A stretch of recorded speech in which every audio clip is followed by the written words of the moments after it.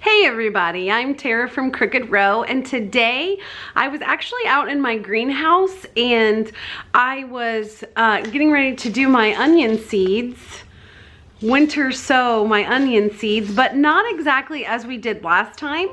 I sow my onion seeds in salad containers. This is actually a spinach container, but I have a salad container too. So there's a few things that matter with onions. Like if you're still trying to order your onions right now, you're going to want to be picky and choosy about which onions you get. One, do you need storage onions or do you need fresh use onions? Do you need long day, intermediate day, or short day? If you live in the northern states, you need long day. You can get away with some intermediate. If you're in the middle of the country, you can use, it all has to do with how many daylight hours you have. And here in Zone 6 in Ohio, we actually use long day. But I will use some intermediate day too, just depending on when I'm gonna plant. Like, so this year I'm gonna do it just a little bit different. So I typically do one flush in the end of spring and sometimes in the beginning of spring. And then in July we have our big harvest. I don't know, I'll link down below so you can see our harvest from last year. And I'll link down below to see me and the kids last year, or the kids and me last year.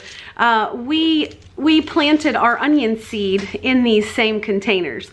But this year I'm gonna try and do it just a little bit different. So Elsa Craig is this huge onion. These can get up to 2 pounds. Sometimes you have little tiny ones with these too, but these are really big onions and they're real sweet and I like to use them for fresh eating.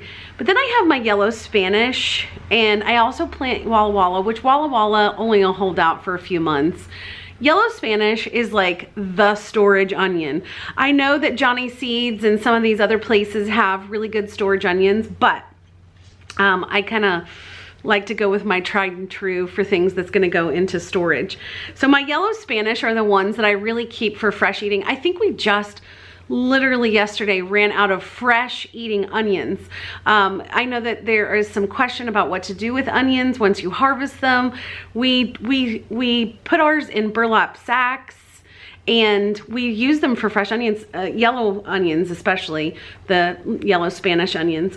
And so we just ran out of those, and for the ones that I could tell were like starting to sprout, or maybe like you could just tell that they were sort of going bad, I went ahead, I chopped those up, I diced them, and I froze them on baking sheets. And then once they were frozen, I went ahead and I put them into Ziploc bags, and I just pull them out of storage and use them right out of the freezer. So you can't have too many onions, gang. But what I wanted to do this year is I'm really trying to get in the habit of seasonal growing. Seasonal growing for us is really important because, as I keep saying, we only live in 945 square feet with no basement, no cellar. We have no way to really store food. Like we store some sauces and pickles and things like that, but we have no way to do like massive storage here. So because of our lack of storage, I want to be able to have a nice, good harvest. Not huge, I mean, I think we had over 1,000 onions in that last harvest that we showed you guys. I want to do a nice harvest. But I want 3 of those. So what I'm going to try to do now is I'm going to go ahead and do like Elsa Craig now. I have more onion seed coming. I also have onion plants coming, and I'll talk about that in another video. But so I'm going to do the seeds now though. I'm going to winter sow those so that we get the biggest jump start possible. If you haven't seen the winter sowing video, go ahead and watch winter sowing. You really need to start these things now. Onions take, from transplant, they take 100 days. And they take, sometimes they can sprout up super quick, sometimes they just don't, and sometimes it's 10 days. So if you are in a zone 6, if you're in a zone 7, you should have already been planting. If you're in a zone 6 or lower, I guess you would say, not higher, lower. If you're in a zone 6 or lower, you're gonna wanna go ahead and start your onions now. So what I'm gonna do though is I'm gonna start these now, but then I'm also going to start another crop of these in about a month. Always check your days. And so your days are always going to be your transplant date. They are not from the time you plant seed. So make sure you watch out for that. But the big thing here is get your seeds started. Onions take a long time. They do well in cool weather. And I know that like they start to bulb a lot more in hot weather. So that's gonna make a difference too. So we want to go ahead and get as many of these started so that we actually have plants to put in the ground. Now there are people who in like April, some people in March will go ahead and direct seed right out in their gardens. The reason why I don't like to do that is because I don't like to waste plants or have to thin out in the garden. In here with these types of containers, I can actually pull each one out and save every single one, and I love to save a plant. I love to save a plant. So let's get started. I've got wet potting soil. Potting soil. Remember to use potting soil if you're going to winter sow. If you're going to leave these somewhere sort of warm where it's not going to freeze, you don't have to use potting soil. I keep them where they can freeze. I keep them out with my winter sowing stuff, so there's definitely going to be freezes on it because right now this is the end of January. I also want to tell you to go ahead and puncture holes in the bottom of your containers. You want water, but you also want water to seep out. And another thing too is I like to put some holes not directly over the planting material, so I'll plant right here all through the middle, but in some of like the sides of this I'm gonna put holes just so moisture can get back in it. But you know what I've noticed over the past few years when I've done this? If I keep these lids closed, it keeps moisture. So I'll leave that up to you. Maybe we'll do one that doesn't have holes in the top and one that does, and we'll see how that goes. But let's get started with our winter onion sowing. Okay, so here's my container, and it literally is just as easy as like stabbing. Well, it's normally that easy. Hang on. Let me flip it the other way and see if that works better. Yeah. Just putting holes in there. I might do holes both ways, so it's like a star shape.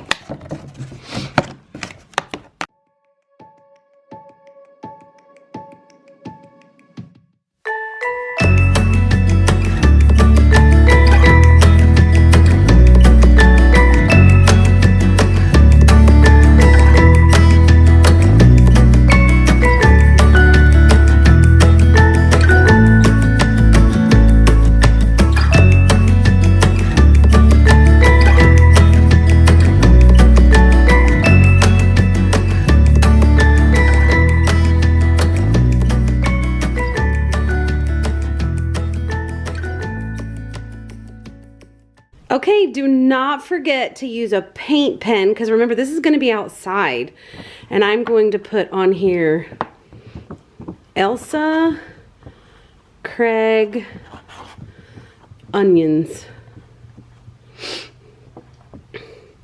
And I have to be honest, I don't know what the date is, so I'm going to put 122. And on my little one, I'm also going to do the same thing. Elsa Craig onions 122. Okay, I am also going to water these in a little bit. This is very, very wet. It really doesn't need watered in, but just to make sure those seeds get wet, I'm going to go ahead and water both of these in.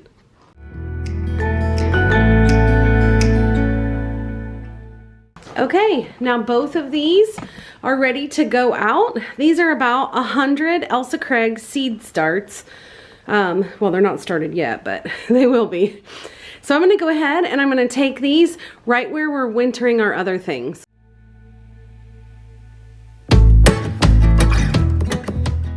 So that's all done. Remember, even if you live in an apartment, you can start onions.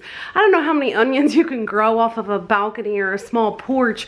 I would love to know. I've seen lots of people who do potatoes and sacks and little baskets and things like that. I could totally see someone using those, what are they called? The little haystack hangers, and putting your onion starts in those. I mean, you would at least be able to have, in a good size one, I would think you'd be able to have like 10, 20 onions.